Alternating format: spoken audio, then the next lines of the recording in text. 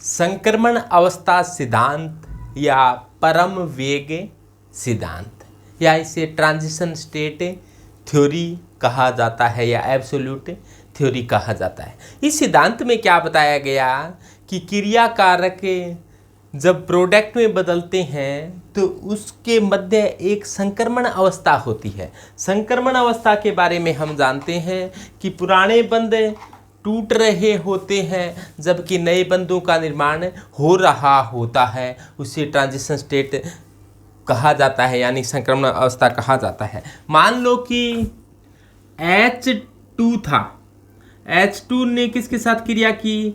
Cl के साथ क्रिया की, यानी कि H और H के बीच में बंध था और Cl के साथ क्रिया की, तो सबसे पहले संक्रमण अवस्था बनती है। तो इसमें क्या होता है, H और H के बीच का बंध टूट रहा होता है और H और Cl के बीच का बंध क्या हो रहा है, बढ़ रहा होता है, यानी कि पुराने बंध टूट रहे होते हैं, नए बंधों का निर्माण हो रहा होता है। लास्ट में क्या होगा, H अलग हो जाएगा और H और Cl के बीच का बंध है वो कंप्लीट हो जाएगा। तो इनके बीच में क्या पाया जाता है, क्रिया कारक और संक्रमण अवस्था के बीच में साम्य पाया जाता है, इक्विलिब्रियम कंडीशन कहा जाता है, यानी कि यहाँ पर एक साम्य स्थापित हो जाता है, साम्य पाया जाता है। साम्य किसे कहा जाता है, जब अगर अभिक्रिया का वेग यानी कि रेट ऑफ फॉरवर्ड रिएक्शन पश्च अभिक्रिया के वेग यानी कि रेट ऑफ बैकवर्ड के इक्वल हो जाती है, यानी कि यहाँ पर रेट ऑफ फॉरवर्ड है वो रेट ऑफ बैकवर्ड के इक्वल हो जाती है, तो इस कंडीशन को कहा जाता है साम्य। और साम्य के बाद के अंदर संपूर्ण अवस्था आगे किस में बदल सकती है, प्रोडक्ट में बदल सकती है। इस प्रकार से कोई भी अभिक्रिया होती है संपन्न। जैसे मान लो अपने सिंपल तरीके से बताएं कि A और B क्रिया कर क्या बना रही हैं, कोई संक्रमण अवस्था AB बना रही है, कोई संक्रमण अवस्था AB है वो बना ली। संक्रमण अवस्था की ऊर्जा अधिक होती है इसलिए इसको स्टार से दर्शा दिया कि ये ज़्यादा ऊर्जा की है, और लास्ट के अंदर ये संक्रमण अवस्था प्रोडक्ट में टूट जाती है। मान लिया कि C और D प्रोडक्ट बन गई, तो ये यहाँ पर रिएक्टेंट है और रिएक्टेंट किस में टूट रही हैं, प्रोडक्ट में टूट रही हैं, तो ये क्या है, प्रोडक्ट है।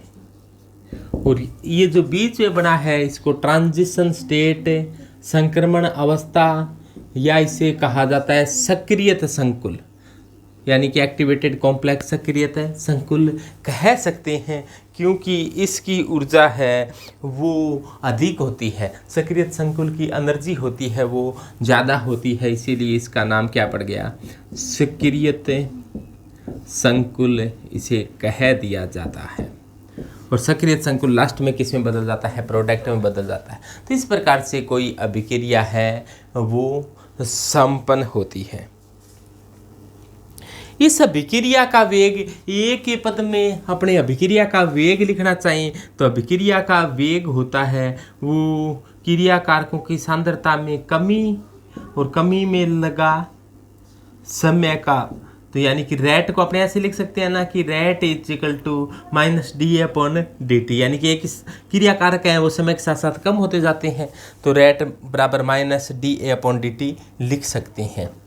और दूसरा और तरीका क्या हो सकता है कि सक्रियत संकुल की सांद्रता और सक्रिय संकुल के टूटने का जो आवृत्ति है वो भी लिखी जा सकती है। यहाँ पर अपने ऐसे लिख दें कि सक्रियत संकुल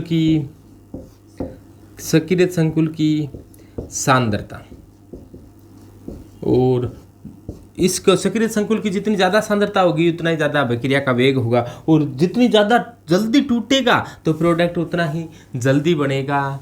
तो इसके सक्रिय संकुल के टूटने की आवृत्ति, तो सक्रियत संकुल के टूटने की आवृत्ति, इनका गुणनफल है वो क्या कहलाएगा, अभिक्रिया के वेग के बराबर होगा, यानी कि अभिक्रिया के वेग के इक्वल होगा। और इसका मान होता है वो टूटने की जो आवृत्ति होता है उसका मान kT/h होता है, kT/h H होता है। तो सक्रियत संकुल के टूटने की आवृत्ति को तो आपको बताया कि कितनी होती है, KT अपॉन H। ध्यान ये देना है कि K है वो वोल्टेज में नियतांक है। K कौन सा नियतांक है, वोल्टेज में नियतांक है। और सक्रियत संकुल की सांद्रता, सक्रियत संकुल क्या है, इस अभिक्रिया पर बात करें तो सक्रियत संकुल क्या है, AB स्टार है। सक्रियत संकुल है वो AB स्टार है। और ये क्या जाएगी, अभिक्रिया का वेग के इक्वल आ जाएगी। अभिक्रिया का वेग यानी कि रेट ऑफ रिएक्शन के इक्वल आ जाएगी। अब देखो अपने इस अभिक्रिया को मैं थोड़ा सा दोबारा लिख रहा हूँ कि AB क्रिया कर कर क्या बना रही हैं, पहले AB स्टार बनाया यानी सक्रिय संकुल बनाया और बाद में कोई प्रोडक्ट बना लिया। यहाँ पर साम्य नियतांक साम्य स्थापित हो गया, साम्य स्थापित हो गया तो कोई ना कोई साम्य स्थिरांक होगा। साम्य स्थिरांक को मैं कह दूं K स्टार से, तो K स्टार का मान निकाल सकते हो ना। K निकालना हो हमेशा ही K निकालते हैं तो लड़ाई दंगा कर कर निकालते हैं कि बड़े प्यार से निकालते हैं, प्यार से निकालते हैं। PR, ध्यान रख देना, PR प्यार। तो इस प्रकार से प्रोडक्ट ऊपर रखते हैं, रिएक्टेंट है वो नीचे रखते हैं। तो K स्टार बराबर क्या आ जाएगा, प्रोडक्ट की सांद्रता क्या है यहाँ पर, AB स्टार और रिएक्टेंट कौन है, AB। तो AB को इधर ले जाओ तो क्या जाएगा, K star into AB is equal to किसके आ गया, AB स्टार के। तो AB स्टार का मान क्या आ गया, K स्टार इंटू AB। तो AB स्टार की जगह क्या लिख सकते हैं अपने, AB स्टार की जगह क्या लिख सकते हैं, K स्टार इंटू AB लिख सकते हैं ना। ये तो हुई, इस अभिक्रिया को अपने कह दें कि ये 1 नंबर की अभिक्रिया है, इसको कह दें कि ये 2 नंबर की अभिक्रिया है। अब अभिक्रिया का वेग का दूसरा तरीका गुलवर्ग और वाग्ये के नियम के अनुसार कैसे लिख सकते हैं। गुलवर्ग और वाग्ये ने क्या बताया था, गुलवर्ग और वाग्ये ने चिल्ला चिल्ला कर कहा था कि किसी अभिक्रिया का वेग अभिक्रिया में भाग लेने वाले क्रियाकारक पदार्थों की सांद्रता के गुणनफल के समानुपाती होता है। याद आया क्या सभी विद्यार्थियों के कि अभिक्रिया का वेग अभिक्रिया में भाग लेने वाले क्रियाकारक पदार्थों की सांद्रता के गुणनफल के समानुपाती होता है। तो यानी कि रेट है वो किसके समानुपाती है, क्रियाकारकों की सांद्रता के गुणनफल के समानुपाती होती है। समानुपाती का निशान जब जब हटाया जाता है तब तब एक नियतांक लगाया जाता है और यहाँ नियतांक लगा देते हैं अपने K। तो K क्या चीज़ है, यहाँ पर कई K आ रही हैं। तो K क्या चीज़ है, ये K है वो साम्य नियतांक है। K क्या चीज़ है, इक्विलिब्रियम कांस्टेंट है। और ये K स्टार क्या था, सॉरी ये K स्टार था साम्य नियतांक, ये था K स्टार साम्य नियतांक। और ये K क्या है, ये है वेग नियतांक। ये तो क्या है, वेग नियतांक। जो अपने पहले पढ़ा वो क्या था, K स्टार तो किसी अभिक्रिया के साम्य स्थापित होने के बाद में काला प्रोडक्ट रिएक्टेंट, तो ये साम्य नियतांक है।